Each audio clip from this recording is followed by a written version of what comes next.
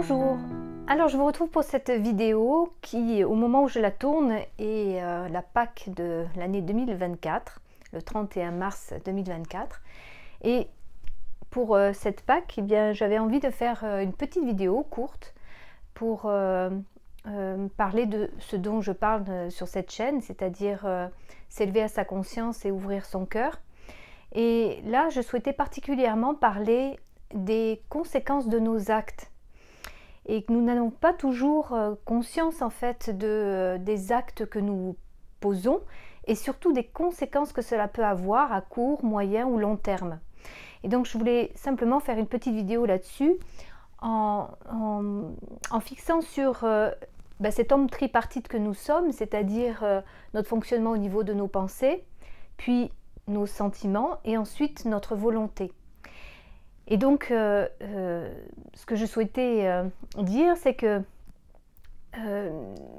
l'heure est vraiment aux prises de conscience de plus en plus fortes et même subtiles, et bien de la manière dont nous pensons, nous ressentons et nous agissons. Et donc, par exemple, la prise de conscience de mes pensées. Donc là, c'est le premier aspect en fait, quand je prends conscience de mes pensées, eh bien c'est déjà important parce que ça me permet de voir comment mon mental fonctionne et combien il peut me mentir et me faire dévier de ce que je suis réellement. Alors je vais prendre un exemple tout simple, mais il y en a évidemment des dizaines de milliers. C'est par exemple la pensée « je ne vaux rien ». Voilà. Imaginez juste, ou au contraire, d'ailleurs, je suis extraordinaire. Ça peut être effectivement ça, dans le sens égotique, on va dire. Eh bien, on voit bien combien cette pensée peut être tout à fait erronée et nous amener ensuite à poser des actes qui vont aller dans ce sens-là et qui vont donc nous dévier de la justesse de ce que nous sommes. Donc voilà, déjà au moins cette prise de conscience au niveau de notre pensée. Et j'en parle assez souvent. Une des possibilités, c'est de commencer à méditer pour commencer à voir quelles sont les pensées qui nous traversent. Et comme il y en a beaucoup à chaque instant, eh bien plus nous prenons l'habitude d'observer nos pensées, plus nous pouvons voir toutes ces pensées qui se trament en nous. Et puis nous pouvons, en les identifiant, nous en séparer pour pouvoir voir ce qui est de l'ordre effectivement du juste, du vrai, du bon, et ce qui est de l'ordre contraire de ce qui va nous rendre mal, peut-être rendre mal les autres aussi. Donc voilà, d'être vraiment dans cette prise de conscience de qu'est-ce qui se trame à l'intérieur de nous au niveau de nos pensées. La deuxième chose, c'est donc au niveau des sentiments. Alors, les prises de conscience au niveau des sentiments, c'est déjà de plus nier nos sentiments, nos émotions, de nier ce que notre corps révèle. Si nous avons des émotions au niveau corporel, ce n'est pas pour rien.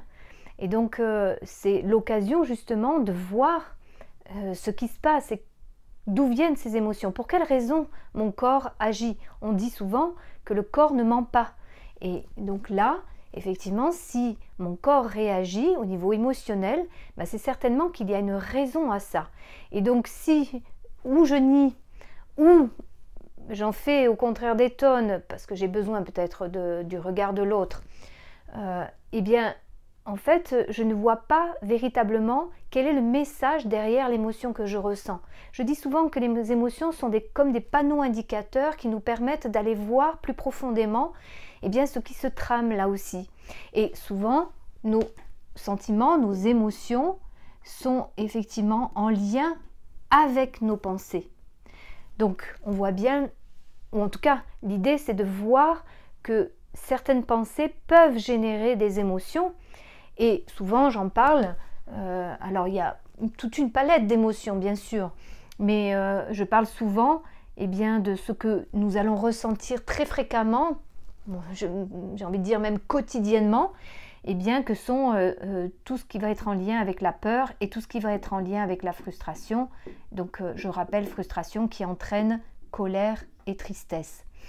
Et donc, alors pour ceux qui ne connaissent pas encore, la frustration, c'est l'écart entre voilà comment je voudrais que ce soit, moi, les autres, le monde, l'environnement, et voilà comment c'est en réalité, et l'écart qu'il y a entre les deux crée toutes nos frustrations.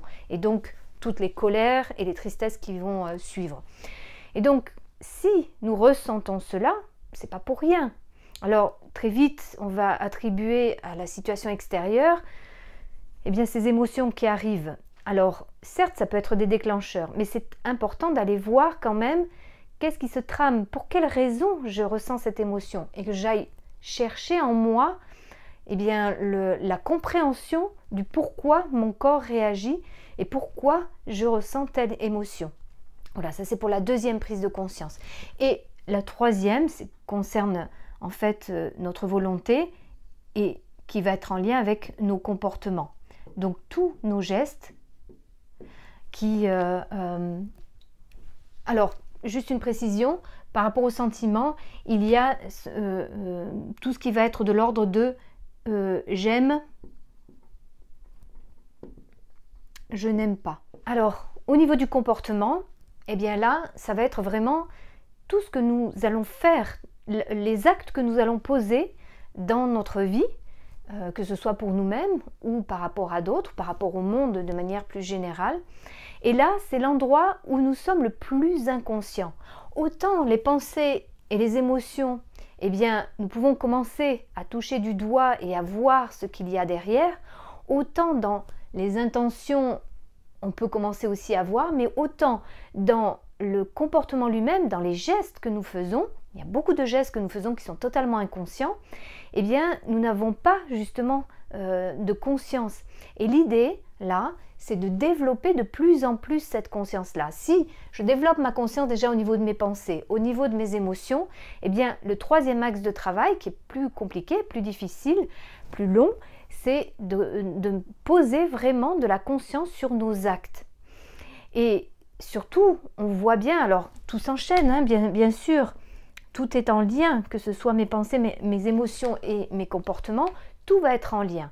Mais ce que je propose là, c'est vraiment, eh bien, peut-être 5 minutes par jour, de voir, pendant 5 minutes, avoir une hyper-vigilance, une hyper-attention sur tous les gestes que vous mettez en œuvre, pour que vous puissiez voir à quel point il y a de l'inconscience dans tout ce que nous faisons.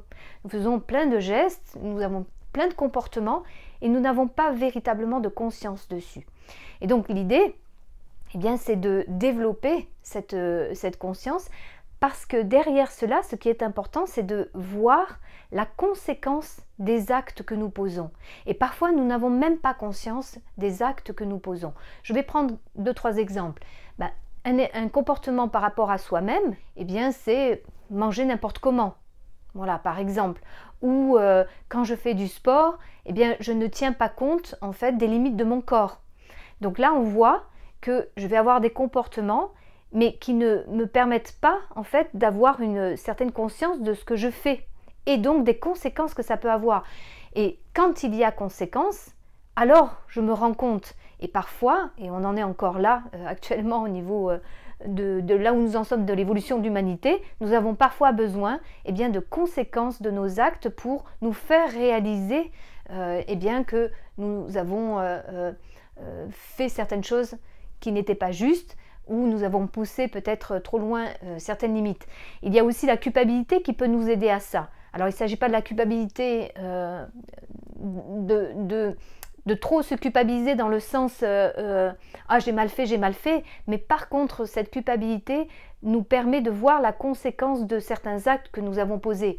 Donc par exemple, par rapport à quelqu'un d'autre, par rapport à une relation, eh bien si j'ai menti ou si j'ai trahi ou si j'ai fait quelque chose qui n'était pas juste, eh bien là je vais avoir des conséquences à plus ou moins long terme de cet acte dans la relation.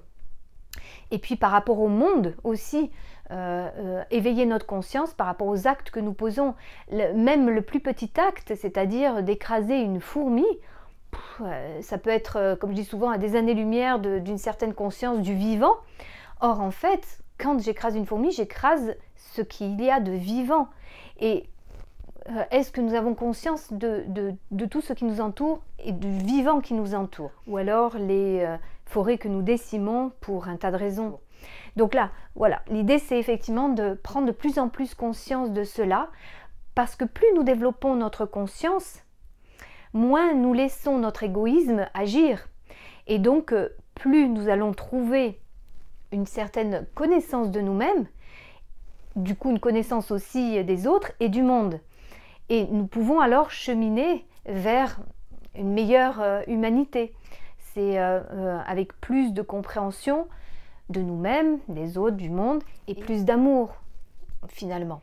Et avant de vouloir sauver le monde, la planète, eh bien, il s'agit finalement de se sauver soi-même. Dans le sens, ce que j'appelle se sauver soi-même, c'est justement développer notre conscience déjà à notre propre niveau. Comment nous n'avons pas conscience de certaines choses que nous faisons, les pensées, les sentiments et les actes, nos comportements que nous avons, eh bien, si nous commençons déjà par nous-mêmes, alors on peut imaginer qu'il y aura un effet qui se fera grandissant auprès de plus en plus de personnes. Voilà, j'espère que cette petite vidéo aura été utile.